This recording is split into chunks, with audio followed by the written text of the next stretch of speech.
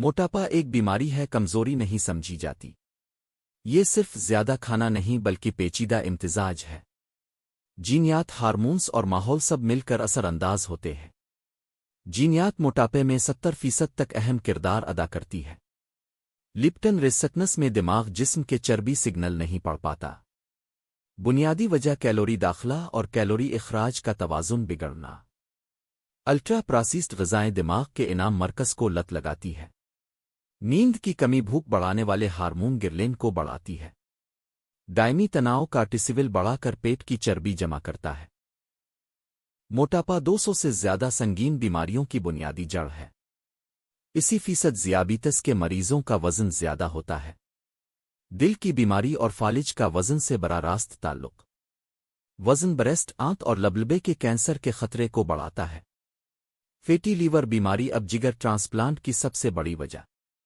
علاج کا لازمی پہلا قدم اپنی طرز زندگی بدلنا ہے۔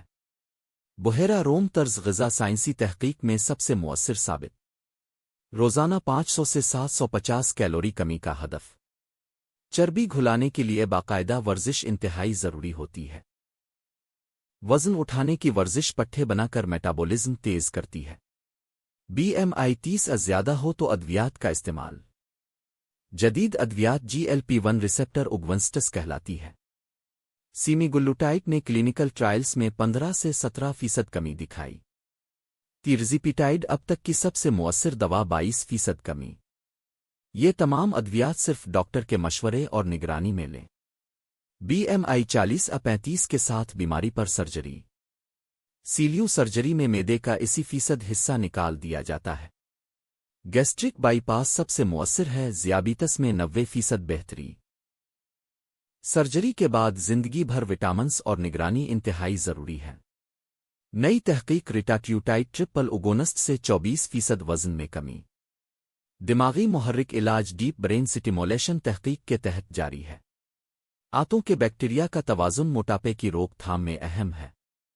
اینڈوسکوپک طریقوں سے بغیر سرجری کے معدے کو چھوٹا کیا جاتا ہے۔ صرف 5 سے 10% وزن کمی بھی صحت کے لیے معجزہ۔ طویل مدتی کامیابی کے لیے مستقل طور پر صحت مند عادات اپنائیں۔ بیماری کی روک تھام اس کے علاج سے ہمیشہ بہتر ہوتی ہے۔ موٹاپا ایک مرض ہے، اس کا احترام اور سمجھداری سے علاج کروائیں۔ پلیز شیئر کر دیں اور ثواب کمائیں فری میں تاکہ یہ اہم معلومات دوسروں تک بھی پہنچیں۔ شکریہ۔